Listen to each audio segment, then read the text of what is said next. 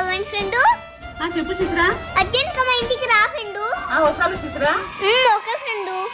ఇంకాసేపట్లో నీకు పట్టపగల చుక్కలు చూపిస్తానే. ఆ చుక్కలు ఎలా లెక్క పెట్టాలో నీకు నేను చూపిస్తానే. ఛాయా. హాయ్ సహస్ర, వచ్చి కూర్చో. హలో, ఇటు చూడు, నా ఫ్రెండ్ వచ్చింది. Hello, wait wait. రుత్వి.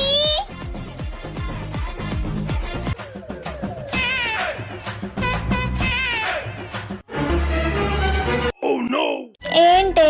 నాకు కూడా తెలియదే.